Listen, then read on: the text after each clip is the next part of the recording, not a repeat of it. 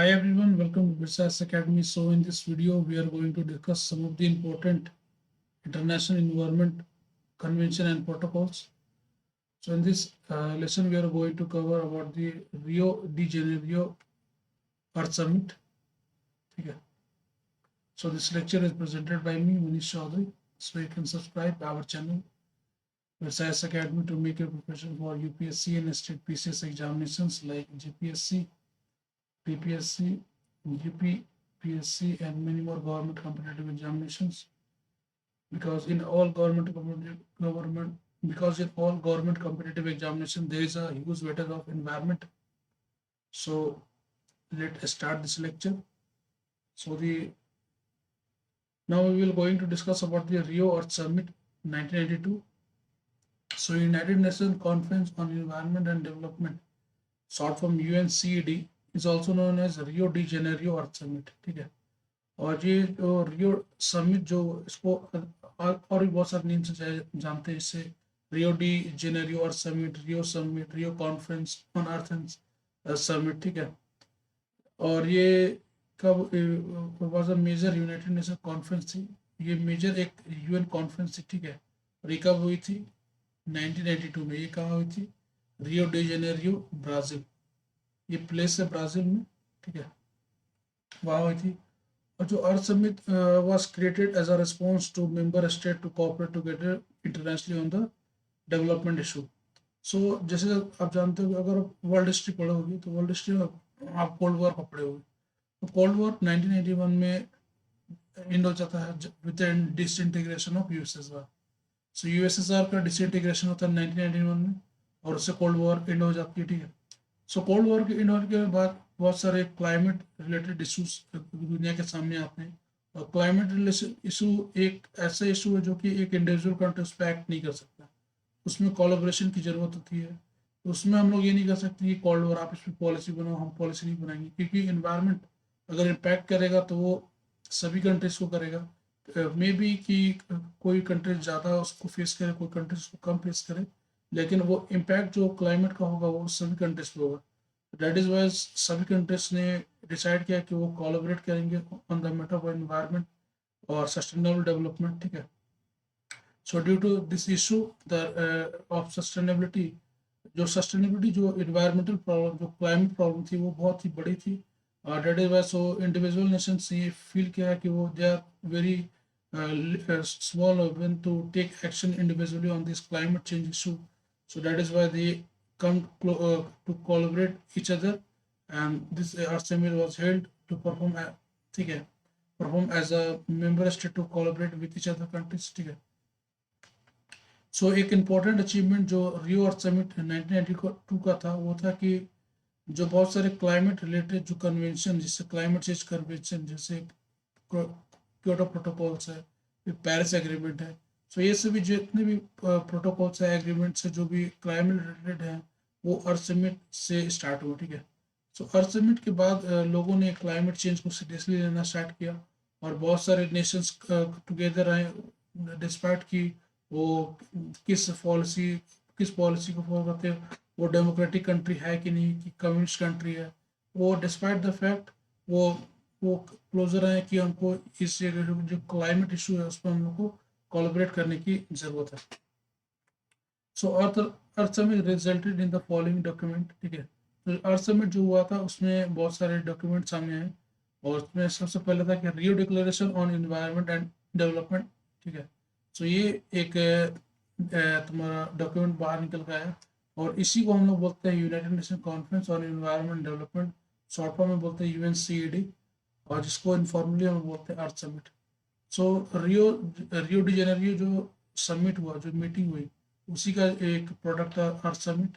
फिर उसमें एक आया था concept of agenda 21. So agenda 21 क्या, बहुत सारे मतलब फिल्म्स में ये माइट भी आस्क कि एजेंडा 21 होता क्या है. सो एजेंडा 21 बेसिकली एक नॉन बाइंडिंग एक्शन प्लान है of United Nation with regard to sustainable development. ठीक है. सो ये क्या है, नॉन बाइंडिंग है, और इसका its main initially was to achieve the global sustainable development by 2000. ठीक है. इसका बेसिकली एम था कि 2000 तक हम लोग को सस्टेनेबल डेवलपमेंट अचीव करना है। और इसमें जो 21 यूज किया गया है उसका मतलब है कि the original target of the 21st century. ठीक है, सो 21 बेसिकली डिस्क्राइब करता है 21st सेंचुरी।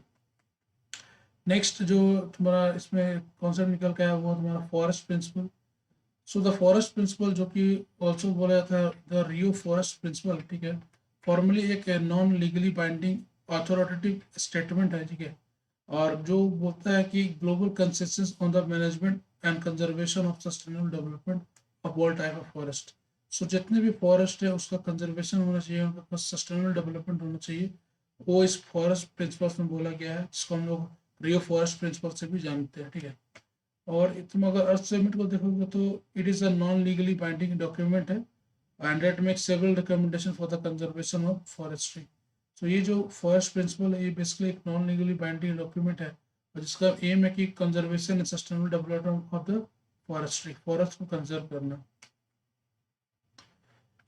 और अगर तुम देखोगे तो जो रियो समिट हुई थी जो 1992 में, उसमें 3 कन्वेंशन उसके उससे रिजल्ट में आए थे, उसी उससे उसके उसके कारण 3 कन्वेंशन रिजल्ट में था। जैसे कन्वेंशन ऑन बायोलॉजिकल डाइवर्सिटी, इसको बोलते हैं United Nation convention on biological diversity, short form बोलते हैं यूएनसीबीडी।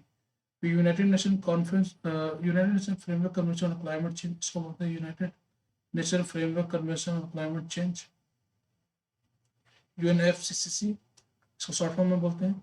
और United Nation convention to combat desertification, United Nation convention to combat desertification, UNCCD. So ये सभी 3 कन्वेंशन निकल के आए थे as a result of Rio summit. और in order to ensure the compliance of the agreement at Rio, ठीक है, Rio declaration on environment and development and agenda 21, the delegate of Earth Summit establish commission on sustainable development. So commission on sustainable development ये देखती है कि जो Rio summit हुई थी उसका जो भी डिक्लेरेशन निकल के आया था, जो भी जिसके मेंबर कंट्रीज है, जो यूएन के मेंबर कंट्रीज है, वो इसको फॉलो करे, ठीक है, उसको इसका कंपाइल करे, उसको फॉलो करे, ठीक है। तो इसलिए एक कमीशन का स्टैब्लिशमेंट किया गया था, कमीशन ऑन सस्टेनेबल डेवलपमेंट। ये देखने का काम करती है कि जो रियो समिट के जो भी निकल करके आए जो भी रिजल्ट उसको कंट्रीज फॉलो कर रही कि नहीं। 2013 में CSD जो तुम्हारा कमीशन ऑन सस्टेनेबल डेवलपमेंट, जो 2013 में commission on sustainable development CSD was replaced by the high level political forum on sustainable development, और जो भी हर ईयर मीट करती है एज अ पार्ट ऑफ इकोसॉक, ठीक है, इकोसॉक का सिंबल। सो अर्थ समिट, ये बेसिकली अर्थ समिट का हम लोगों ने ये बना दिया है तुम्हारा शॉर्ट फॉर्म, मतलब शॉर्ट में आप रिवाइज कर सकते हो कि अर्थ समिट कब हुई थी। जैसे अर्थ समिट 1992 में जो कहाँ हुई थी तो रियो डी जेनेरियो में हुई थी, ठीक है। फिर तुम्हारा ये इंपॉर्टेंट आउटकम्स जैसे क्या क्या, Rio declaration, agenda 21, forest principal, फिर कन्वेंशन ओपन फॉर सिग्नेचर, जैसे रियो कन्वेंशन के बाद कौन कौन से कन्वेंशन ओपन किए गए, जैसे यूएनसीबीडी, यूएनएफसीसीसी, यूएनसीसीडी, ठीक है। और ये अल्टरनेटिव नेम से रियो convention, United Nation conference on environment and development, earth summit, Rio de Janeiro Earth summit, Rio conference, ये सभी अल्टरनेटिव नेम्स है। So thanks for listening us, and keep go green and keep clean to our environment. So thanks for listening us. So thank you. जो आने वाले lesson होगी उसमें हम लोग अदर भी कन्वेंशन कवर करेंगे। ये बेसिकली अभी रियो समिट से था, ठीक है। So thank you.